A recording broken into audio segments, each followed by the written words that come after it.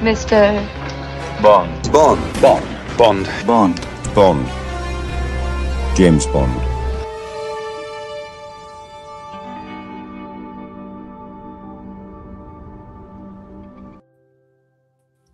Hello, good evening, good morning, because you'll also notice you are not just here with Mike and Chris today on the Ultimate Bondcast. You are here with Rowan Gibson, one of the sort of spy authors who's going to be joining us for today's show. How are you, Rowan?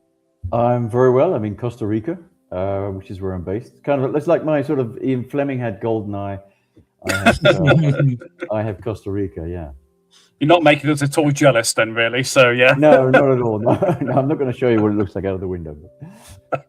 And Chris, of course. How are you, Chris? Yeah, I'm really good, thanks. I'm really excited to have you on the channel as well, Rowan. I bought your book on paperback the other day, so I'm really excited about reading it and can't wait to hear a little bit about it and your thoughts on License to Kill.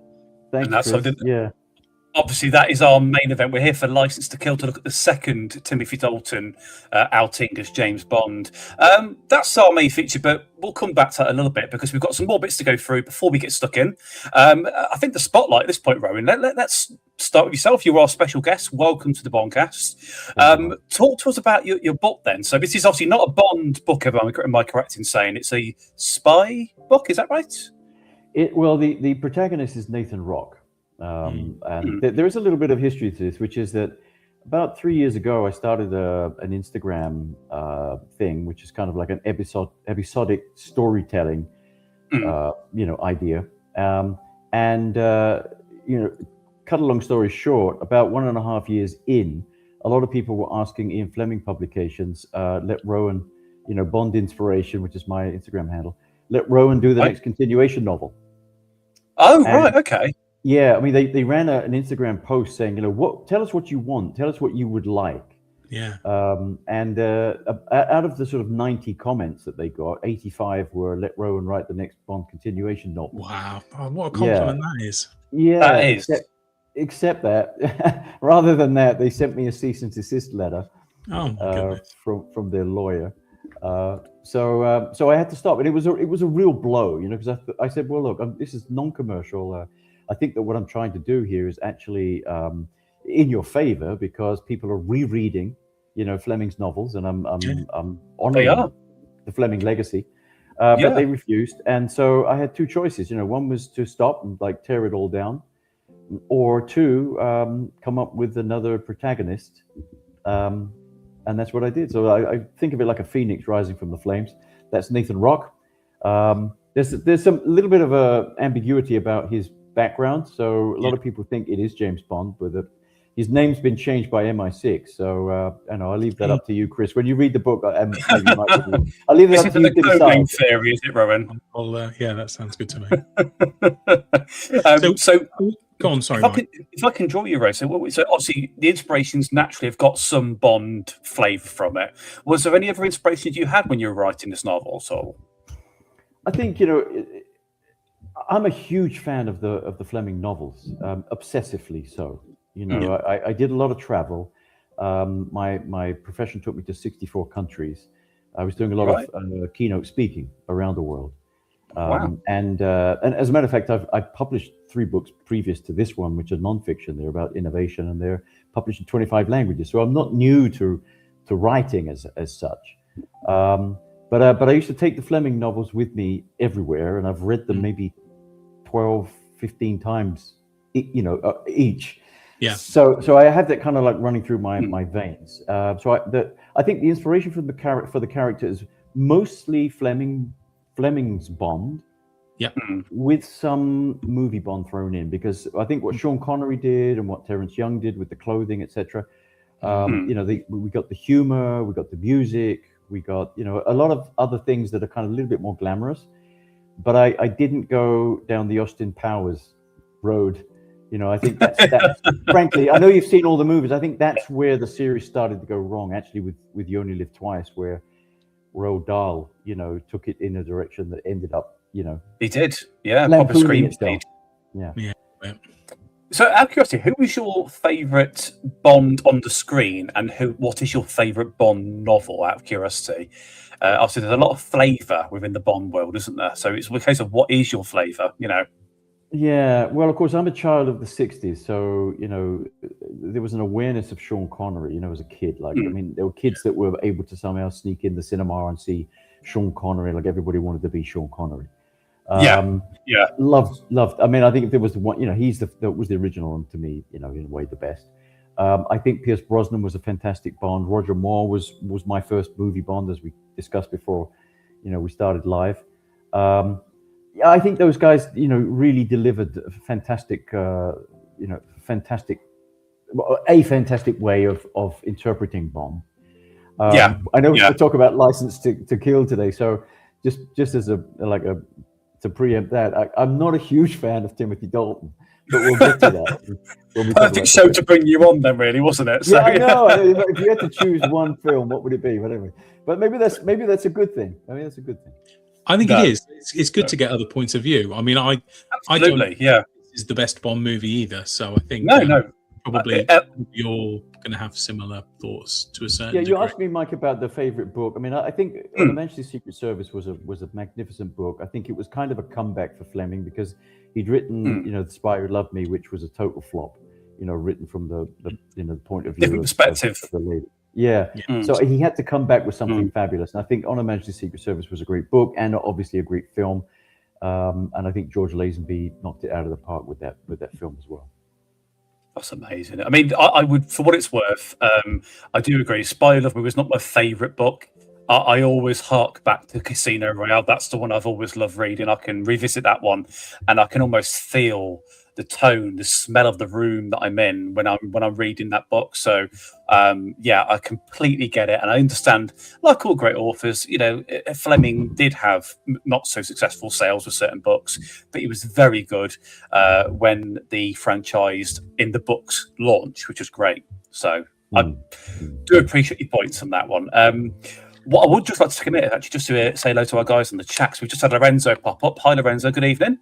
And we've also had Alejandro checking in from Mexico City, but from Sanchez's henchman. So, Alejandro, thanks for joining us on Facebook and YouTube, guys, and hello to the rest of you. We are, of course, tonight here on YouTube, Facebook, and Twitch. So just hit the subscribe buttons, follow our channels to keep up with more and more that's coming up on the Bondcast. But right, we'll pick up more a little bit later on, if that's okay. With some question, Mike. I know you're shooting through this at a lightning pace, but lightning pace. Go on then. Go for one question, Chris. Go for it. Rowan, I'm fascinated by the episodic storytelling that you've been doing on Instagram on BondInsiration. And is it episode 14 that's just dropped of Nathan? Well, that's the latest story. I did a lot of episodes before that. I don't know how many episodes there were previous to that. This is a new story, basically. So that was what I was going to ask, because I haven't read the book yet. Do you come up with separate stories for your episodic storytelling? Yes. That aren't the novels, effectively? Yes. So basically, the books to me are canon. I say books plural. Right. There's only one so far, but I'm working on book 2. But I'd love to do what Fleming did. I'd love to produce at least 10 to 14 novels. It'd be fantastic. If I could do that before I die, it'd be great. Mark, yeah. But the missions that I serialize are kind of adjacent missions. And there are some ideas, some thoughts, and whatever else that I sometimes test out, with those episodes that may find themselves back somewhere in the books.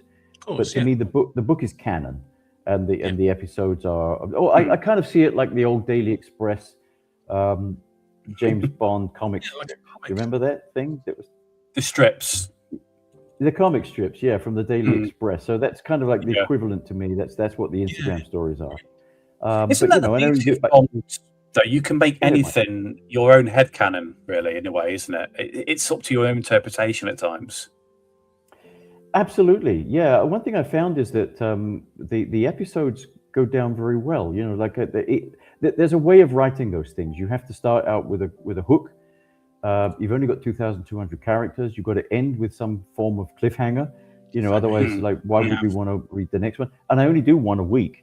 So you have to wait a week in between. Yet people do that, and the engagement's fabulous, and the comments are wonderful. So, yeah, I've been overwhelmed really. The Bond community is fantastic. You know, Absolutely, I mean, it's just gentlemen everywhere in the world.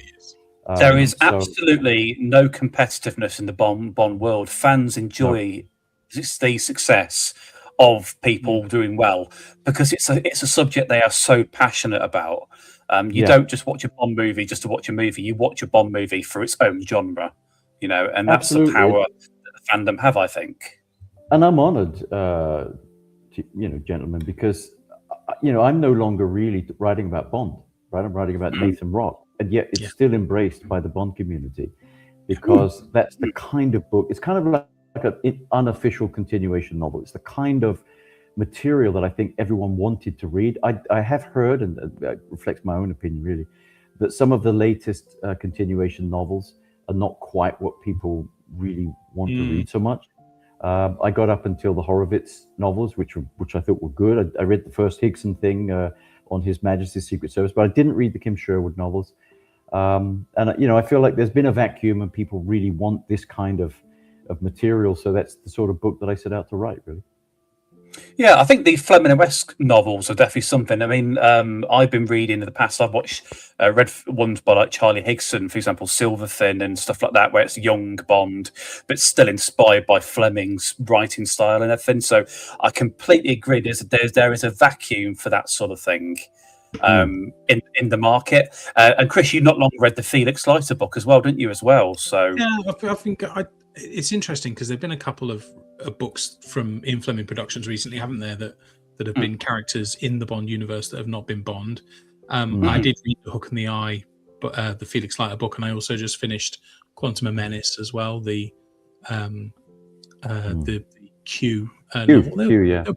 I have to say, I'm a little bit against it in the sense that what we've had from Ian Fleming Publications the last few years is no Bond. I mean, there's no Bond in the Kim Sherwood novels. We're trying to introduce like all the other 00 agents, so like expand the franchise.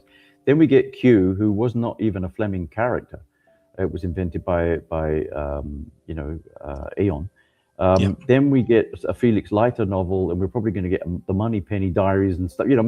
I want Bond. This is what I want. I want Bond. Yeah, so I'm terrified. This is what will happen with Amazon with little box sets and stuff like that about non-Bond characters. I don't want that. No, so I thought I'm just going to grab the bull by the horns and write my own Bond novel, but it's Nathan Rock. So right? You should. And if I think Chris, when you just read the Hook and the Eye and the Quantum thing, whatever Q, I'd be interested to know what you think of A Spy Ever After, because it's very, very Fleming-esque in terms of the writing style. But I think very much it goes back to the original spirit of Bond that Fleming gave us, and also the original movies gave us.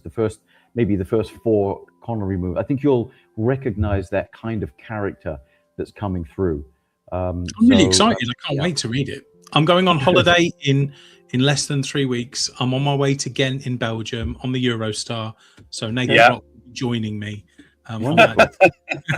Great. Take some. What I'm doing is I'm running some Instagram stories where people send me the photo of the book from wherever they are. So I got one yesterday from a cruise ship off the Cayman Islands.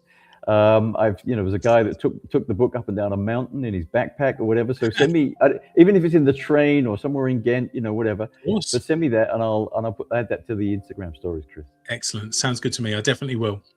Good. I'm looking forward to your feedback on the book as well. Oh, definitely. Yeah, I can't wait. I really can't. Well, we'll pick up a little bit later. We'll move on to the next subject because we're aware of time, and we've got a review as well to scram in. We might run over tonight, who knows? But we do a little bit. One of our next sections, Rowan, we do something called Bond News, where we pick up on the most recent stuff happening around the world. So let's jump over to the studio.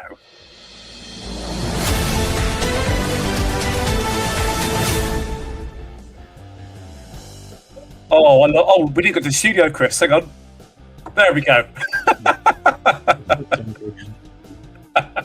No, Bond news, guys. We have had quite a bit of Bond news coming out there. Something that comes from us, but something that comes from the fandom out there as well. So let me just run through what has happened since we've been off the air. We've had a nice little headline hit out there, and I'm going to put it on the screen for you. James Bond casting set to be announced this year, says the new boss of the franchise. So they're saying that 007 will officially have a brand new face before the close of 2026. That was the news headline that followed. But after that, only the other week, have we found Bond? Is it Jack Lowden? Chris, you've been guessing Jack Lowden for some time. He's been one of your possibility favourites. Am I right in saying? I mean, I probably mainly because I'm a huge Slow Horses fan. I think Jack Lowden just strikes me as the kind of actor that has succeeded in the past in this kind of role. I don't know what kind of Bond he'd be, and there's a little bit of I don't mind that. That's kind of exciting. I've seen some before where they say, oh, he'll be a Sean Connery type or he'll be a Roger Moore type, and I don't really need that. I just want someone to be themselves. And Jack Lowden is a cracking actor. He's fantastic as River Cartwright in Slow Horses. I've seen him on stage as well in The Fifth Step. And I remember him in Dunkirk as well, wasn't he? He was the airplane pilot in Dunkirk as well. Yeah, he was. Yeah, he was. So he's been around for a while, but he's not had his own big franchise. And I think, I think he's close to being my pick, to be honest. I don't know. Yeah, I like him. I wasn't angry. Of course, to bear in mind, of course, he is a key favourite at this moment in time, but also we can't rule out, of course, Callum Turner, who also looks like he's through to the second stage interviews as well. Both British actors, both young, both, fairly ripped. They look good in tuxes. I think we can kind of get the flavour that Amy Pascal and Dennis are looking for, obviously, for the new Bond. So it's just good to get some hints. It's by no means over. There could be some more names chucked in, but it's fair to say the list is getting a little bit smaller as the next few months go on, and I'm so excited to find out who it's going to be eventually. Do you have a pick, Rowan?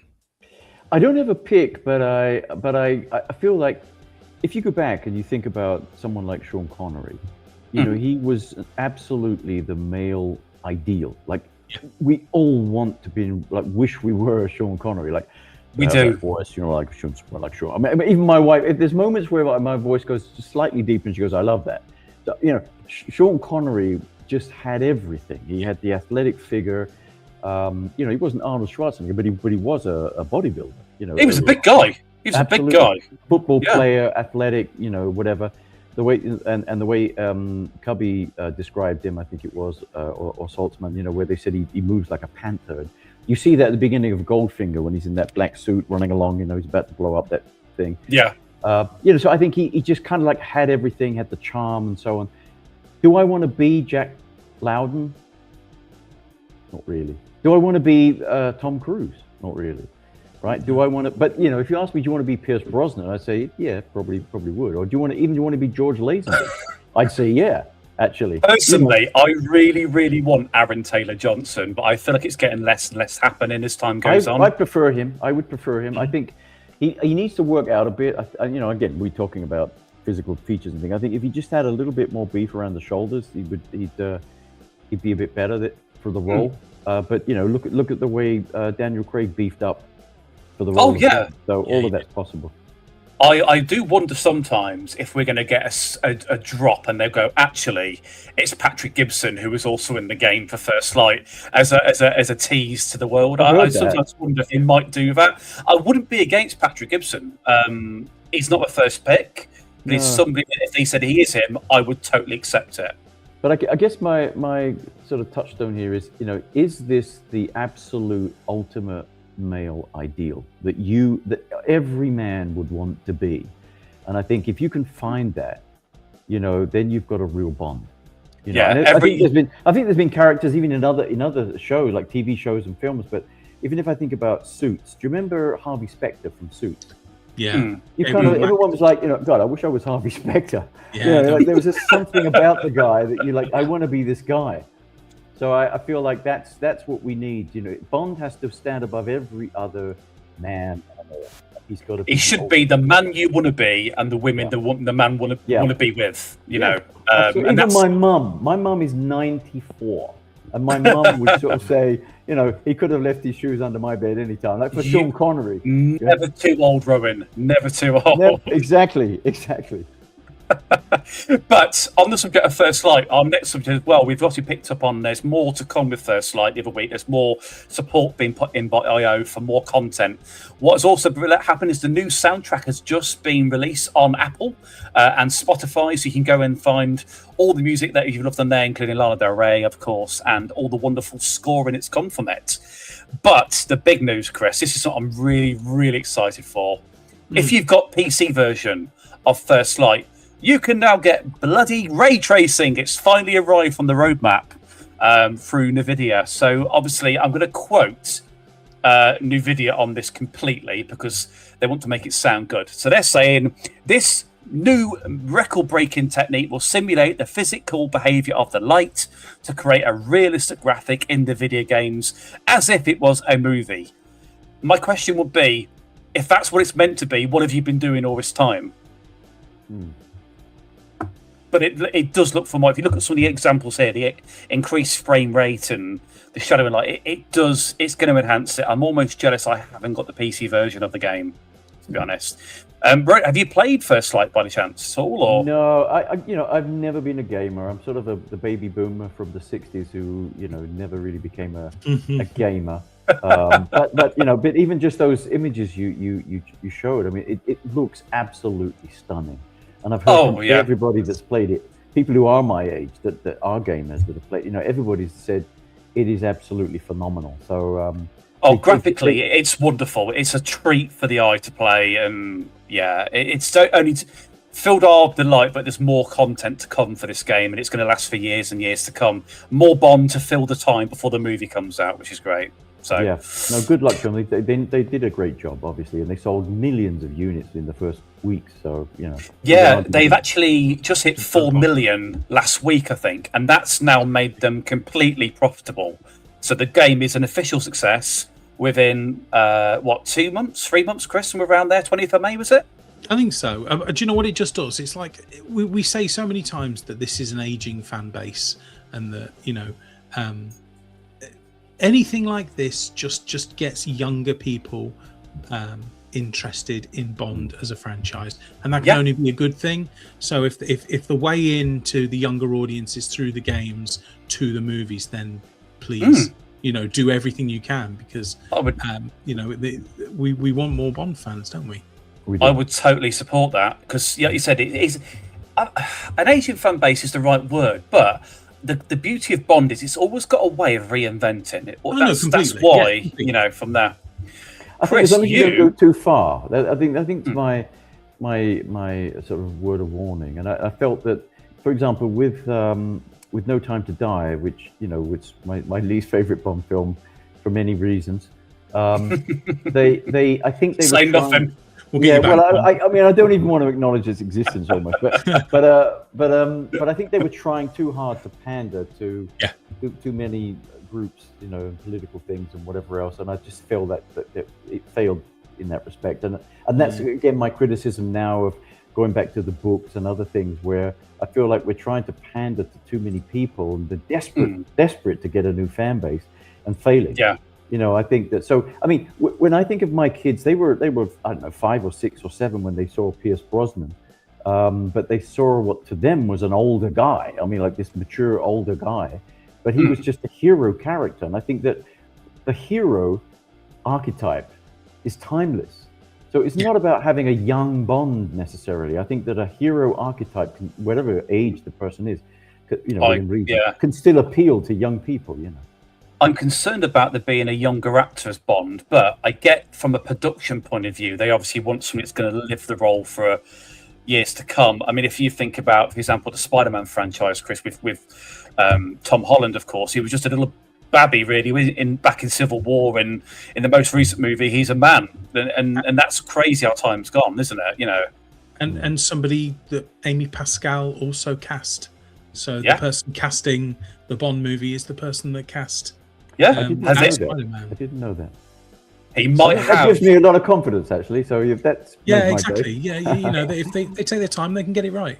Yeah, we need some confidence actor casting there.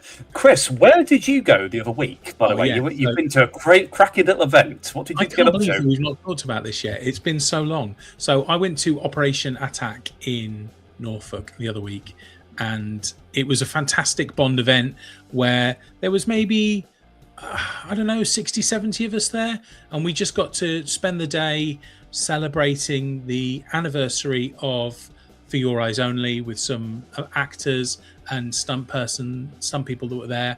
We got to see some fantastic cars, got to sit in some fantastic cars, and just have an amazing day with a bunch of fans. It was just a load of fun. Weather was good. Like, you couldn't have asked for more, really. Do you know what? I'm so envious that I couldn't make it. I was actually on holiday, but after this, I'll explain why I couldn't be there, and it's actually relevant to Bond as well. But it looks amazing. Some of them were, I assume, some were replicas and some were originals. Is that correct? Yeah, I mean, it didn't really say on them, but I think a lot were screen used, and if they weren't, they were accurate to that. I mean, like the V8, the V8 Vantage there, like it had all of the. It had the skis coming out of it. It had the lasers in the wheels. All the switches inside. The Esprits. There was like 4 or 5 Esprits there. Wow. It was crazy. Is that because they drowned the first 10? Yeah, probably. Probably. I just had a great time. It was so much fun. The reason why I couldn't make it though, Chris, because unfortunately I went to Cornwall for my holiday. That wasn't the unfortunate, really. I was just away at the same time. However, I ended up going to the Eden Project, which, as you guys may or may not be aware, was doubled up for the Gustav Graves lair in the ice caves of Die Another Day back in 2002. And I didn't realise until I went, book tickets. And I was like, hang on a minute. Why have I not twigged this is a Bond location? It was beautiful. Honestly, we had the best weather, and it was just seeing all the sort of plant surroundings. That was the bridge that Brosnan ran across when there was like voodoo guns fitted into the plants and everything, like a nod to Live and Let Die. And it was so enjoyable. So in a way, I'm so excited I saw that. Gutted that I didn't see Project ATAT though, Chris. Yeah, you'd have loved it. You'd have loved it. I've got you a couple of souvenirs, but unfortunately not a DB5. But you are the best. If I haven't said it already. But my friends, for tonight, that is Bond news.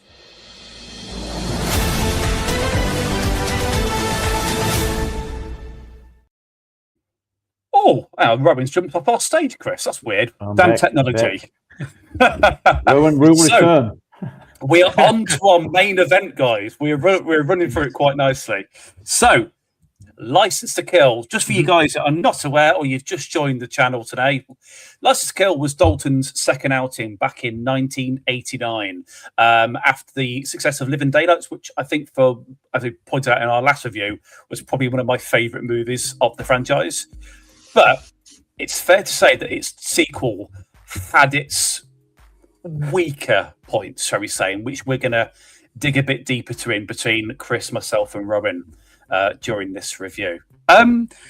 Chris, just talk me into License to Kill. Just give me your thoughts, feelings, initial rounded approach to the movie, first of all. So, it's really difficult because, do you know what? We watched Living Daylights, and I think it had been a few years since I'd last seen it, and I maybe enjoyed it even more than I thought I was going to. So my hopes were high for this one, and it let me down a little bit. It wasn't as good as I remembered it being, which has only happened a couple of times. It was all right. It's a very formulaic Bond movie. I think the violence is, when they talk about how this is a super violent movie, I think that's overblown. Maybe it's like the world we live in now, where I watched it and it was quite tame. Really, there's some great moments of violence, but I don't think it's this horrific film that they talk about. No more violent than Living Daylights, really. I don't think. I think gorier is probably what it was. There was some moments of gore, but yeah, I enjoyed it to a point. It's a Sunday afternoon Bond film I can fall asleep to, but it definitely isn't The Living Daylights. I think that's all I can say. And Rowan, License to Kill is, we've already established, not on your Bond top list, if you like. No. Talk me through what your impressions of it and sort of the general reasons why. Well, I mean, I like The Living Daylights, I have to say. I think that was a real Bond film to me. Apart from the actor, I've never been a great fan of Timothy Dalton. I always felt like he kind of looks like your favorite English teacher dressed up as Bond.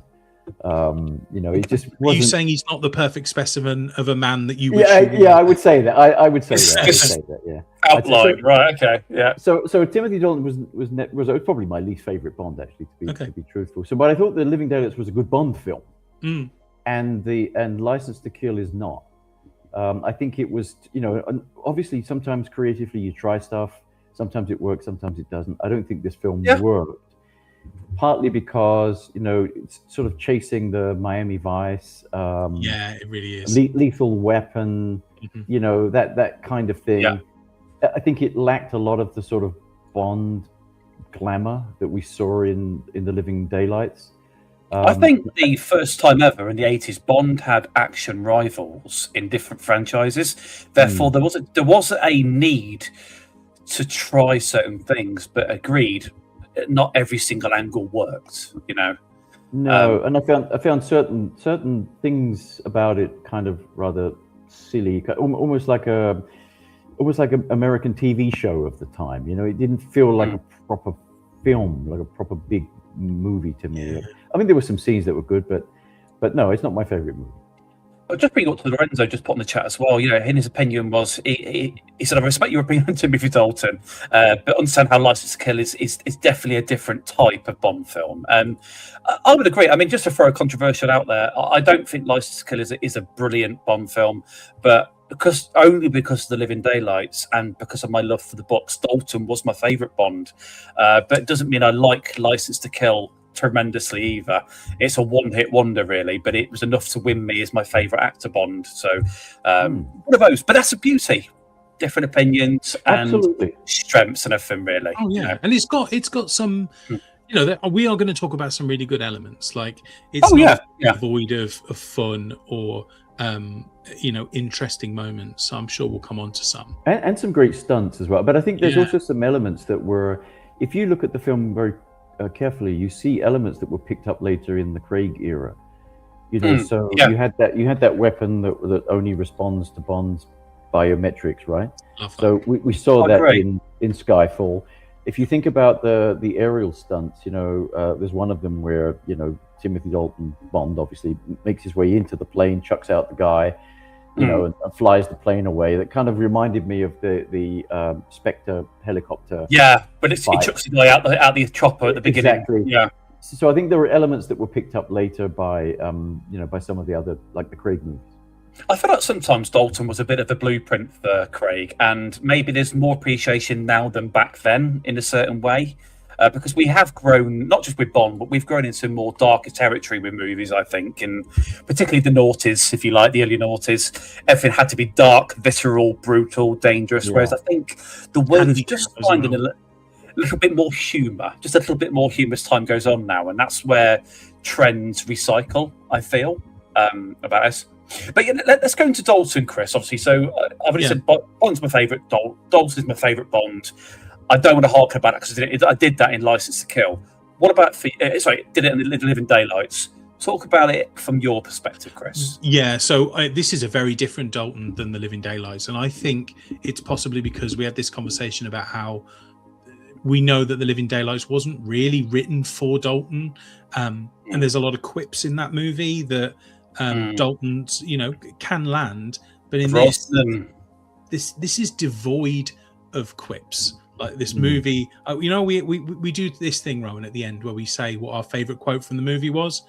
I could not name you half a dozen quotes from this movie. I don't think there was hardly any. So it's just there's an element of like he looked uncomfortable. It feels not brutal, but like just stern, unnecessarily stern. It's just grim. I think it's grim. It's grim. Yeah, grim's a great for the most part. And then there's this complete opposite, like jovial, like the first part with the wedding, and even at the very end, where Felix has been mauled half to death, but he sits up in the ambulance bed, and it's like, I'm fine. How are you? It's like the whole movie was about revenge for poor old Felix. Felix is fine. What are we writing about? He got over her death really quickly, didn't he? Yeah, and the fact that half his body's missing or whatever. But I just felt, and then at the very end with the fish like winking at us, I'm just like, what? What was that? Question for you: how was it? Right, his wife got obviously brutally murdered. He got brutally maimed. It was below his leg. It was explicitly mentioned in the movie. It was his leg. Why was his arm in a sling? And that was the only thing that was wrapped up. I don't know. Grazed by a shark tooth. You'll have to consult some doctors on that one, mate. One thing I do want to pull up is something that we discussed in the last film. Why recast Felix back to a 61-year-old David Hedison when I know that the Felix in Living Daylights is rubbish. I thought he's awful.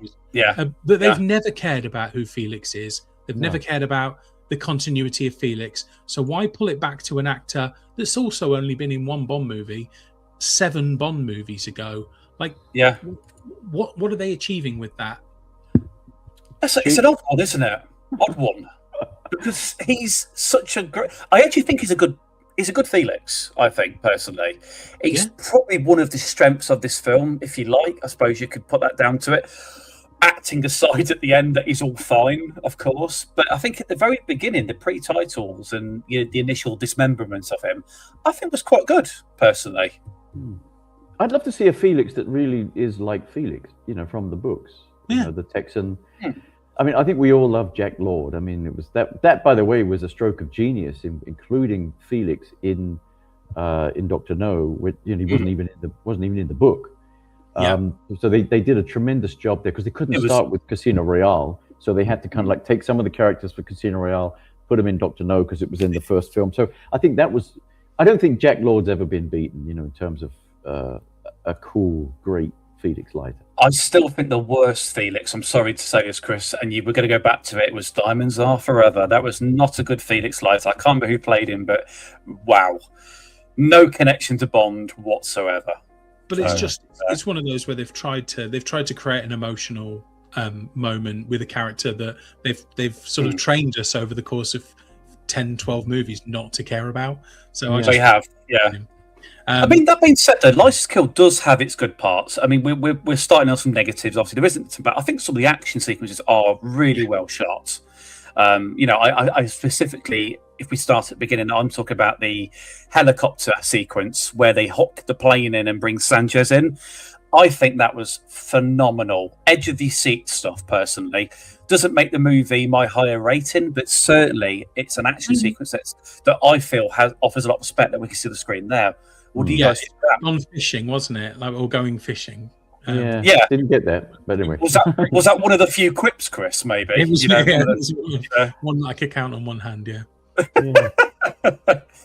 the way, it was amazingly shot. I mean, I think one thing that John Glenn had a history of shooting great stunts. So I think he did a great job there. The aerial stunts in the movie are exceptionally good. The only thing to me was it kind of I felt there were echoes of You Only Live Twice, where the helicopter has the magnet underneath it and picks up the car. I felt an echo there from that scene. I think Dalton has always made it very clear that his inspiration was the Connery era. He wanted to move away from maybe the sort of more slapstick element to something more dangerous and visceral at that point. So it wouldn't surprise me if that was something they look back on and go, maybe we could, rehash that in a certain way that's appropriate to the world now. So yeah, I think one thing though, they spoiled that whole pre-title sequence to me by having them both parachute down. They just so happen to be flying right over the wedding location. Job done. Let's jump out the plane, and here we are. We land straight down onto. So I think that was because it's just not plausible. So if you lose the plausibility, although again we have to stretch our credulity a little bit with Bond anyway, but that just felt like it was just silly. Why? How could they just? Do you know what was really silly? And I tell you now, the guy who takes more of the limelight in this movie was Della's dad in the limo when he pulls up. He has one line in that movie where he goes, "I told you it was a bad idea," and my God, that guy acts it. He knows he's got one shot on the camera. He really goes for it. But I feel like, that jump was beautiful. The cinematography were on it, but very conveniently just below, above the wedding. Why not? And that's what I feel. Once you introduce silliness, that kind of like you don't want to believe the rest of the movie. I think that's a very, very, very important point. Whether it's a book or a movie or whatever it is, but don't lose plausibility too much. Right. It's a shame after that, because The Living Daylights had a really strong opening and probably one of the best ones, in my opinion, from there. And this just didn't stack up in the same way. It may be an example of where a sequel doesn't beat the original, if you like, for this era. Agreed. Lorenzo has just raised a point that we were going to get up anyway. But Robert Davi, that's one thing. He is 100% a strength of License to Kill. He was a very, for what it's worth, I feel was a very, very strong Bond villain, and definitely a memorable villain. It's somebody that you could recall your mind about, probably more so than the Bond in the movie, if that makes sense. He was obviously a prominent 80s star, quite a few movies. I can think of Die Hard and stuff like he was in. I was only too delighted when I watched the movie back for the first time and saw the man that was in the helicopter dive bombing Nakatomi Plaza is now a Bond villain in my head. So it was crazy. Men who were in that helicopter dive bombing Nakatomi Plaza, because the other agent Johnson is the DEA agent. DEA, yes, Johnson, aren't they?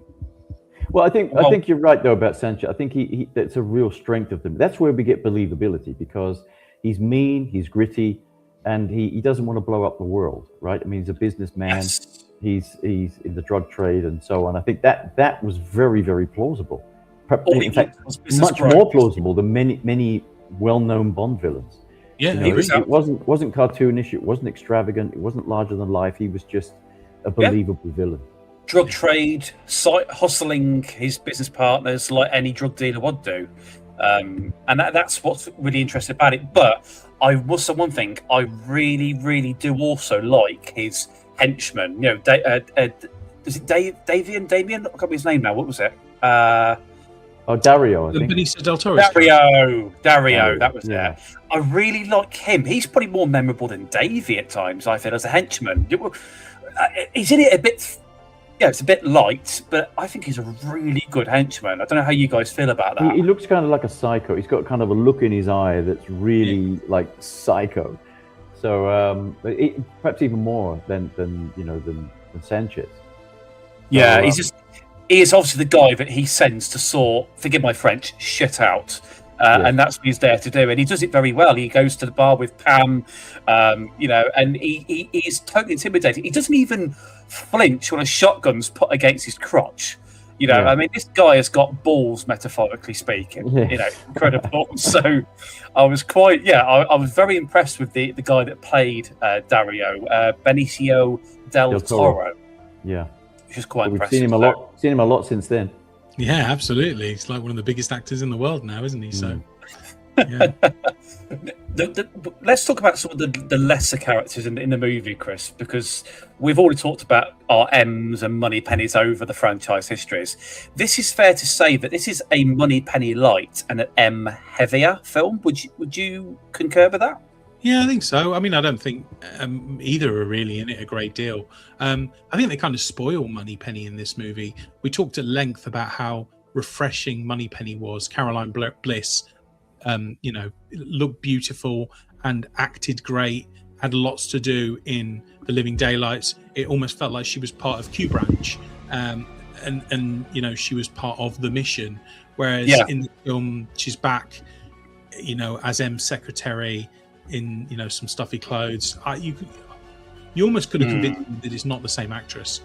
It's a real shame. I think it's a shame, but I know Moneypenny's got her role to play, and people might want the classic Moneypenny, but I just thought it was a shame. I thought she was fantastic in the last film. I do. I think she was definitely underused in this film, and it's a sad state of affairs that it was a last film as well, because it could have been something quite good. And I think some way she could have continued into the Brosnan era if they brought her back. It would have worked, So, but Robert Brown, or should we say Colonel Hargreaves for canon, Chris, for you? Robert Brown's he's a wrestler at this point. We've seen him since the mid-Moore era. Yeah. I would dare to say a very consistent actor. It's not about strength of acting in his character as such, but he does play a very stern M. Probably more than we saw with Bernard Lee. Do you think? I think so at times, yeah. Bernard Lee sometimes tried to play off the Bond actor and maybe came across a little sterner when he's actually just delivering a humorous response to a quip. But yeah, I'd probably agree with you. Yeah, it's a tough one to call though, because there is so many M's, and like Bond, we're going to have our favourite versions of M, aren't we? For me, it was always Judi Dench. I'm sorry to say it. I think she was a phenomenal M. But Robert Brown, I don't shriek at his performance. I don't think, oh my God, he was horrible. Find someone else, you know. I think he sort of ticks the box, you know. But you can't really compare it with Judi Dench because she's just got such a strong presence, you know. She has. We do. We have to step on the important subject for License to Kill, as we do with all our films, Chris. The Bond girls. We finally have two, because in the Dalton last film we only had one, so we finally got two again with Dalton. But go on, Chris. Talk to me about them. What's your feel and impression of these guys? These girls. Sorry. I like Lupe. I think she's an interesting character, and I think that it's how often do we get a Bond girl that is the love interest of the villain and eventually helps Bond. I think that I absolutely love I'm struggling. What was the name of the other Bond girl? Why am I struggling with the name? I think it's Pam. Pam Bouvier. Pam Bouvier, yes. Yeah. I love Pam Bouvier. I think she's fantastic in this film. She's again for me one of the highlights. Far more than Cara in the last, who I thought was pretty, average. But I really like Pam in this movie. I think she holds her own really well. I think she's strong and she's a great actress as well. The only disappointment I think is that we don't see it for the first hour of the movie. She turns up at the hour mark in that. But that bar scene is one of my favourite scenes in the movie. So I think she's a very much, I don't know if it's the right word to say, but she's kind of a Ripley inspired character from the Alien franchise in a certain way. Strong woman. She's a fighter pilot. It's CIA informant and all that sort of stuff. She is not afraid to get her hands dirty and proves that very much well with the shotgun, flying the planes, when she threatens Professor Joe in the ruins area and stuff like that. She has a lot of screen time, considering, like you said, Chris, she doesn't appear to the last hour. No. And she probably has more quips than Bond. Yeah, I think of moments where she's in the speedboat and she's like, "Well, why don't you ask me?" And you took the words right out of my mouth with Dario and stuff like that. She's a very good addition to this movie. I think Lupe is a great, victim, if you like. Not victim as in on the damsel, but she is kept. It's hard to watch.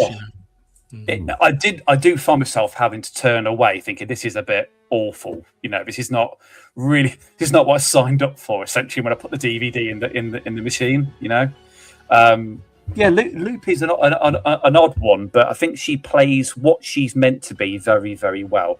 She's very beautiful. She is very useful to Bond with infiltrations to Sanchez's estates and stuff like that. That works. She gets involved with that, but she's not the damsel like. I'm trying to think of the who was a major damsel in the Bond film. Stacey Sutton in A View to a Kill. She's not that character, is she? No. I think, looking at the two, well, here's a fun fact. My wife is Colombian. So that's interesting. Also with the, with the Sanchez connection and all that kind of thing. Yeah. But, and of course, she and the whole country have suffered from that cliche of like everyone's in the drug business, etc. Mm-hmm. It's like thinking that every single person in Mexico is in the drug cartels. It's just like, it's nonsense. But my wife's very beautiful, a Latina. And so given the choice between Pam and Lupe, I think I would have left Pam in the swimming pool and definitely made off with Lupe. I think she's one of the most beautiful Bond, actresses in the series. Bond honestly leave Lupe with the president. Yeah, I know. I know. But again, so that's silly as well. I mean, that was just like one of those sort of silly moments to me. But anyway, again, it is what it is. Some things don't age well when you watch these movies back from there, really. But I mean, if I can direct you back to the action sequence, because they do age brilliantly, I think, in my opinion. And specifically, I'm thinking of 2 points. We'll pick up the end because that'll be very shortly. But I'm thinking of the ski jumping behind the plane, which then leads from the water underwater at the beginning with the dive in. And one thing Bond films have always been very good at is the underwater sequences, I feel. And this shows the strength of the directors have learned from, Thunderball, For Your Eyes Only, what we've seen happen in the past. This is of no exception. Shot very well, maybe a little bit unplausible, to quote you, Rowan, with the ski unit at the back of the plane with just a harpoon gun. But I also laughed my head off thinking, oh, this is Bond, in a strange way. So, I don't know. I mean, what do you guys think of that sequence? You go ahead. Yeah. No, I mean, I think the stunt work is spectacular. I think Tom Cruise, took a lot of notes looking at this kind of stuff. I also agree on the underwater thing. I think Sanchez's escape, by the way, was really well done. And we saw that Tom Cruise did something like that in a I think it was Mission Impossible 4 or 5, the one that was in Paris. Yes, was kind of similar. Again, I think he sat there and took copious notes from this stuff. So I think you can't argue with the aerial stunt work. I mean, it was really spectacularly well done. And obviously, we're going to get to the truck sequence at the end in terms of stunt work, action, and so on. I mean, I think just that was really well done. I think it was one of John Glenn's strengths anyway. And we played to that. John Glenn is a person that is a creature of learning from his example. He knows what he did wrong, but he also knows what he did right, and he will learn from that in subsequent films. What about you, Chris? What did you think, mate? I echo everything that Rowan said. I have a lot of time for John Glenn and his Bond movies, and he's always been excellent at framing action. The cinematography in his movies is always incredible. Like some of the shots, even in View to a Kill, I love the end sequence with the dirigible, over the Golden Gate Bridge. I think he's excellent at framing action, especially in the air.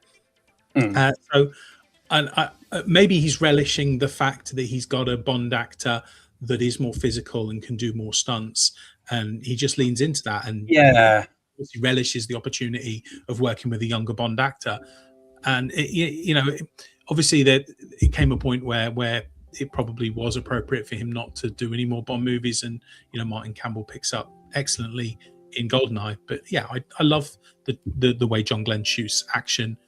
I think all of the set pieces in this film have some really positive points and keep this movie from being like a bottom 5 Bond movie for me. It's a Are we bit going to like, talk about the trucks at all?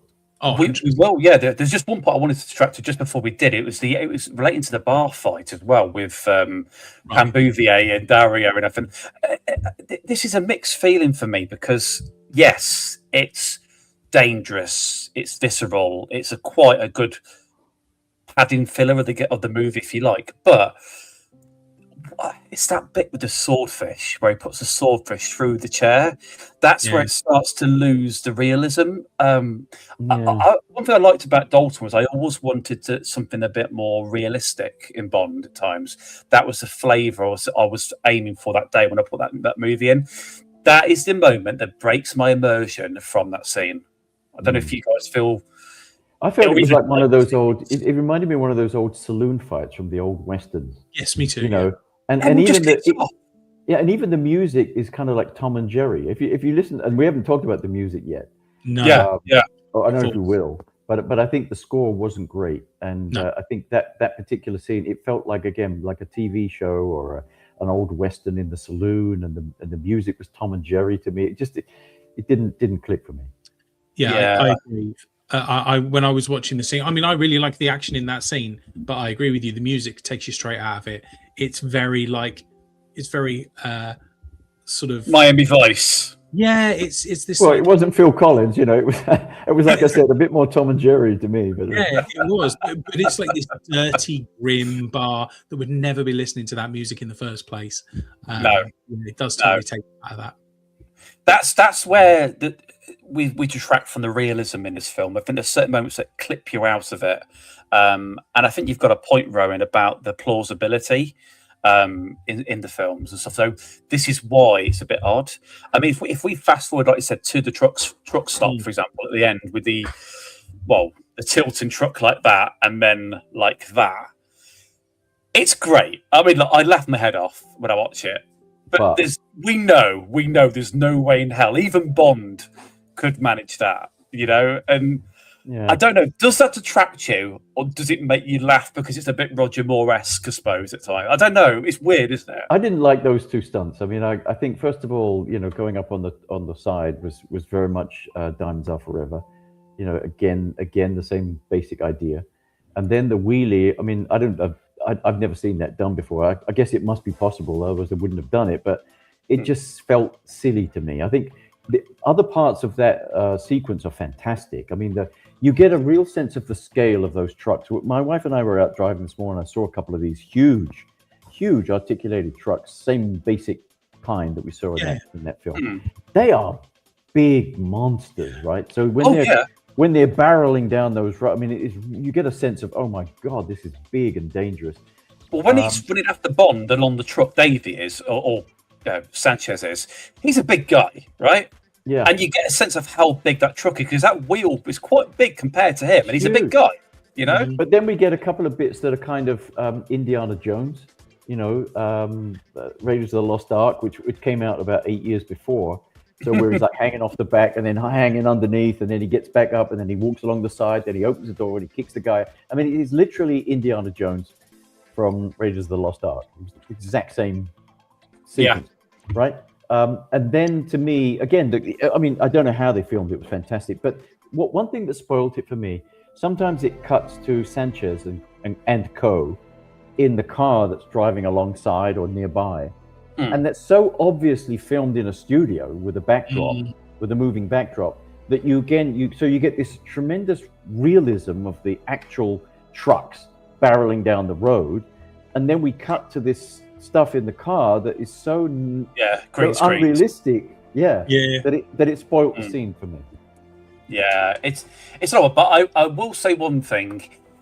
I feel like it's weird, right? So we already said the Living Daylights we feel was more. It was definitely wrote for Brosnan, let's be honest, and that's why it had a lot of appealing traits. I think they tried to License to Kill course correct by making something brutal. When halfway through the end, they just went, "Oh, actually, people still like a laugh. Let's chuck a Roger Moore gag in there," and that was the truck. So that's where I feel this film has a lack of identity. Yes, agreed. Agreed. That's the problem with it. It has a lack of identity. It's trying to do a lot of things, and then it knows that it's being grim and a bit nasty at times. So, okay, let's lighten the mood a bit at the end, and let's have Felix sitting up in the bed, and everything's happy and well. Yeah. Oh, M's got a job for you now. And, yeah. It was like stuff, It's almost an apology. It's almost an apology for okay, we took you through all that grim stuff. Now we're going to sort of make you happy again at the end of the film, and so that's why you're right. There's a kind of identity crisis about this film. Yeah, I think that's what you're guilty of that when you've got many actors and you've got at that point 25, 30-year-old franchise, they're going to make mistakes. But this is that is evident. We've talked about the strength within the action. That's not where this movie lies. Where its strength, its weakness lies is not knowing which direction it's going in. And that's where. So I think we're building quite a decent picture here, Chris. Do you think on that? Yeah, sure. I just wanted to say my piece on the truck sequence. No, but that wasn't a wrap up, by the way. No, I know. I feel like we've sort of like ticked a box, like that's where it's going wrong. You're right. Yeah, no, I agree. I was going to say the same. I feel like it is a movie with an identity crisis. I have to say, I enjoy some of the stunts that you've both said that you found a bit implausible. I don't know whether it's a little bit like they didn't really realize like how cumbersome these vehicles were going to be, and they had some ideas about some great things that they wanted to do, and then they realized this is doing these things with trucks looks dumb, but they committed. And there's something about there's something about the explosions at the end of this movie that have stayed with me ever since I saw them. I've never felt it's really going to sound really stupid. I've never felt such heat from we're looking at an explosion on a TV screen than I do with the visceral like oranges and yellows and browns of these tanker explosions. Agreed. That are just so beautiful to look at on screen, and you see like 3 or 4 of them, don't you? They're like they, for me, they're trademark 80s explosions. Yeah, sure, they are. They're like, you know what it's I mean like by that. napalm, you know, coming out of a. But you're right, Chris. You can almost feel it. You can, yeah. You know, it's like petrol or whatever else. So you really get that. Yeah, you do. Yeah. You're right, and I think that's what saves it for me. Like, I really do enjoy that sequence because I know that the explosions are coming. Yes, the going on 2 wheels or 6 wheels or whatever it is you know, it looks really cumbersome because it has to happen so slowly. You know, that kind of stunt looks much better on the ice in Die Another Day than it does here. You know, but in general, I enjoy the wrap up to this film. I agree. Once the action ends and we cut to Felix et al., it does fall apart again a little bit for me. But I do enjoy that action sequence. I feel like as well, to sort of wrap it up, I don't feel like it's a movie that you could miss because you jump straight to GoldenEye. Like, The Living Daylights could happen. You could happily just not visit License to Kill and pick it up straight up. It doesn't contribute a massive amount, other than we get maybe a little nod to Tracy where he was married once and stuff like that. So, you know, there is some lore there, but it's fair to say that License to Kill does have its flaws. And it'd be interesting to see where we go with our ranking. It does. Can we just briefly, I know Rowan mentioned it, like the score of this movie it's not good. It's very forgettable. Maybe it's because John Barry was, you know, recovering from throat surgery for most of this film. So you know, I don't mind Gladys Knight's theme, but the score I agree is weak. I think it's one of the best. I would argue if there's one thing I love about License to Kill is the theme. Yeah. And I think if you if you look at it historically, previous to that, you know, Aeon was kind of chasing pop groups, you know, Duran Duran, Aha, whatever. And here we come back to this powerful solo female artist, right, Gladys Knight, and she just belts this out. It's fantastic. So I think that was a kind of a precursor to like GoldenEye as well. That was kind of big. Which brought us into a new era to me. So I think the theme's fantastic. The score is not. Bond producers, I think, realised they could get divas to do their themes, and that was proven, like you said, when it went to GoldenEye with Tina Turner after this film, albeit 6 years later. But and I'm glad, by the way, that they didn't end up calling it License Revoked, because I can't imagine I got a license revoked. I mean, it just doesn't work at all. Right? No, maybe really. That is why the flow went. Before we do sort of any sort of rankings, is there any other points that you guys would like to pick up on before we pick up the ranking side? I'd just like to mention the clothing, you know, because I think that was another area where the movie really failed. You know, I think obviously at the time, the 80s, we had Miami Vice, everything was going very casual and baggy and whatever else, and you know, I think you see that in the film. They saved a lot of money on clothing. There's one scene where Bond's standing there with a briefcase full of money, right? All those notes, and he takes out a chunk and he gives it, or chunks of cash, and he gives it to Pam, and he says, "Go and buy yourself something decent. Right? You got to look the part." It's a man's world. You should do that yourself, right? Go out and buy yourself. Go and buy something better than what you're wearing. Yeah. I mean, I liked him in the dinner suit. I think the dinner suit in the casino that worked. It looked actually really, really good. But the rest of it was charity shop attire, really, wasn't it? Everything was charity shop attire. It's like, you know, dress up. You're Bond. You're supposed to be the guy that we all want to dress like, right? That was weak to me. That's believable. I agree. The tux was perfect. I feel like the best dressed Bonds. We did actually Christmas, Chris, didn't we? We feel that Brosnan was the best dressed Bond out of all of them. You know, weaker attire. Agreed. I think the only other thing that I was going to mention is only a really brief thing, but Milton Crest's death is such an amazing moment in this movie. I just wanted to mention how like brutal that is, but that stuck with me when I was a kid. Watching it again as an adult. It's still a hard watch now, though, isn't it? Yeah, it is.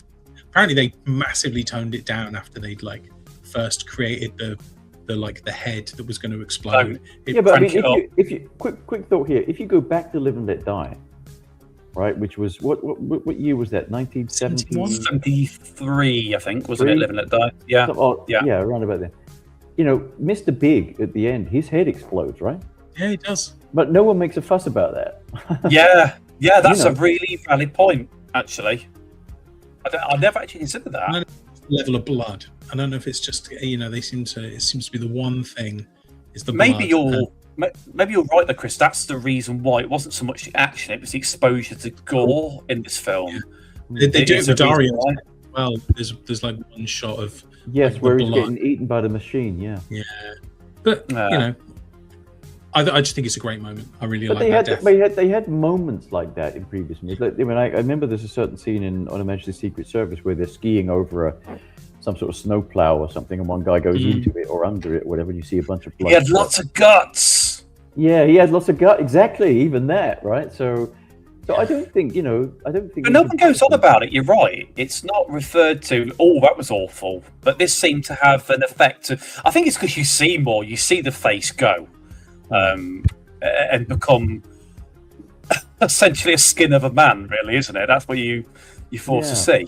Yeah, but then again, if you look at it in context of what else was going on, if you go back to Indiana Jones at the beginning of the 80s, we're watching faces melting, before our very eyes. Whole heads melting.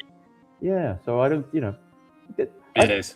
I know we all talk about the violence in License to Kill, but like you, Chris, I don't see it as being. I think it's overblown. Yeah, it's debatable. I think that's the way we put this down. But this leads us towards the ranking. Now, Rowan, if you don't know already, have you seen any of the previous shows? But we are ranking every single Bond film as we watch them out of 10. And when I say 10, we're not just going to do 1, 2, 3, 4, and so on. We are going decimal points in between the numbers because maybe it's a 4, but it's not quite a 5, and we don't want to give it that. So this is where we're going to go. We'll show you what we've done previously. I'm not sure how up to date we are, actually. Let's have a little looky. So where are we? So Living Daylights was last while. So I gave it a high rating. I was 9.8. Chris, not that far behind at 8.7. Now, you are the guest. Wow. Oh, wow. So, okay, I'm looking at the others. I'm looking at the others to try to figure out, where would I put this in context. And we will say, like, we don't think, Man with the Golden Gun is a 5.5 in general. I think we're just trying to rank the Bond movies against each other to get what the top and the bottom would be. They're all good movies at the end of the day. Yeah, I see some rankings there that are interesting. So, for example, you ranked Thunderball fairly low. I thought it was a little better than that. And You Only Live Twice looks like it's around about the same, but I thought it was rather terrible in comparison. but I agree with you on Diamonds Are Forever. Weak. So I could go on forever. I tend to see it down there with Diamonds Are Forever, personally. I think it's like a 3 or a 4 for me. Are you going bang on 3 or 4? Or would you like to go somewhere in between? Well, if you say 3.5, I suppose I'm somewhere in between. Chris, what's your rating, mate? It's I can't think. I really can't think of one. I know most of them, but I feel like I like it even less now that we've talked about it. That's my fault, Chris. Sorry. It's I don't know. I'm going to give it. I'm just going to give it bang on a 5. Simple 5.0. Right. Yeah. Okay. This is probably going to surprise you, Chris, because like you said, Dalton's my favourite Bond. There's no taking that away from any of them, in my opinion. However, if I'm focusing strictly on License to Kill, considering the Living Daylights was 9.8, License to Kill is going to go right down at a 6.1. Okay. It's going to take a massive drop. It's just not strong enough to engage me. And as we pointed out in the review, there is some flaws, but I will not turn away. The action is fun and engaging. That's true. That's fair. So, very end of spectrum, 3, 6, and what was your sub, Chris? You said it was a 5 straight. So we're all in the roughly the same middle region, aren't we, of the scoreboard? So, could I trouble you, Rowan? Have you got your? if there is one, is there a favourite quote from License to Kill? A one line. It doesn't have to be Bond. It could be any line. No, I mean the line that stood out to me was the one I just mentioned. You know, go off and buy yourself something decent. And you said like it's a man's world or whatever. I don't think it worked, but it's a line I remember. So there's that, and I think there was the other one about the money. It's like it's only money or whatever it was. I don't know. I was just like they're so forgettable to me. But the one about go off and buy yourself something decent to wear, I just felt like okay, you should apply that to yourself really. Fair enough. And Chris, have you got a line that you would like to play? If you can think of one, I know it's hard. I've got one, and it's kind of a brutal line from. I keep saying brutal, and it's really not brutal, but like it's a serious line from Bond. It's just not a hugely quippy movie, is it? There is not a lot that you can pull from it. I love when he kills Khalifa, and he is trying to buy his freedom. And he throws the suitcase on him and he says, "You earned it. You keep it." Yeah, that's a good one. My favourite line is also very near the front of the movie. It's "Let's go fishing." I quite liked that one. That felt a spirit of a Bond I was used to. But as we mentioned, the film it changes and there's not a terrible amount to choose from. How rubbish are they for missed quips in a Bond movie? Like slim pickings. They're 3.5. They're 3.5 out of 10 quotes. That's what they are. They really are 3.5 out of 10 quotes. Even though Time to Die had I just showed from your watch, it blew their mind. That was a good quip, you know. But this didn't have many that are quite relatable from there. Could be why Dalton didn't remain as Bond for much longer. We don't know. We don't know how the contracts went. So. I think that's got us to the end of the review. Before we go, have anybody got anything you would like to plug already? What's in your calendar? What events are you going to? What's the rest of your year look like in a snapshot? Really. You want to go first, Chris? I mean, I don't mind. I mean, I just think everybody, please continue to like and subscribe to our channel. If you're watching us on any of our services, you can find us on podcasts as well. Anyway, you find your podcasts, Apple Podcasts, Spotify, Apple Music. It's just been. Thank you so much for tuning in. It's incredibly touching that anyone listens to us. Other than that, just one, yeah. Yeah. Other than that, you can also find me at Geek Figure Fan on YouTube. And that was it. Fantastic. Rowan, anything that you'd like to bring up in your agenda, your diary? Well, I'm quite sort of obsessive about what I do. So I'm obsessively focused on book 2. So Chris, you showed book 1 earlier on. Is it reversed or is that the right way around? No, I can see it perfectly. Perfect. And we've got it here. Yeah. Yeah. So I'd love more people in the world to enjoy that book. Chris, let me know what you think of it. But everyone that's read it has rated it very highly and given me a tremendous feedback. So I'm incredibly pleased with that because you bring something into the world that gives people some enjoyment, some entertainment, some joy, whatever. And by the way, I think a lot of things that we criticized about this film, you'll find addressed in here. Like the quips are there, the action is there. Classic. Even the clothing and the class and everything is there. So I think you like that. But my big thing really is just focus on book number 2, which I want it to sort of be a real sequel. Like I'd say The Empire Strikes Back. Came back into the cinemas and it blew us away. That's what I'm hoping to do with the sequel too. I'm going to borrow it straight after Chris is finished, and we'll both give you our opinions. See what you. I'd love let us know what you think. From there. That. And also the comparison, Chris, with those books you just read, the Felix Leiter book and the Q book, that kind of thing. It would be. I'd like to know what you think as a comparison. I love a good mystery. You are more than welcome back another time, Rowan, as well. If you want to come and visit us another time on the Anytime. Choose a film, Chris, that I like or loved. No. I want you back for No Time to Die. That's the okay. Yeah, that's going to go down well. That's the only way to make me watch it again. So I suppose there'll be something in that. Yeah, that sounds good. Maybe we'll do something different. We'll have you back on when we're talking about some books, perhaps, or something like that. Yeah, I'd love that. And by the way, we didn't mention that this actually did pick up a lot of the Fleming source material.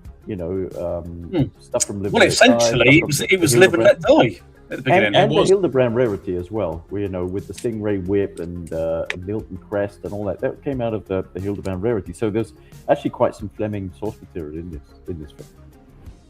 Yeah. Well, thank you for joining us, Rowan, of course, as well. And I just want to say to you guys as well, just a plug on a final note, that don't forget, we are back very, very shortly. We're going to be bringing in Victoria from the Bond Room Unlocked. She'll be going through some of the Bond gadgets of the past. So come and visit us in October for that one. And of course, we're back for GoldenEye review, and we're back for First Light. So you've got a whole host of Bond goodness on the way from the Bondcast. And yeah, if you want to keep in touch with us, hit the subscribe button, go to our other platforms and follow us in the same way. But unless there's anything else we want to pick up on, guys, I think all that remains to be said is you've been watching the Bondcast. The ultimate Bondcast. The ultimate Bondcast. Thanks, Jamie.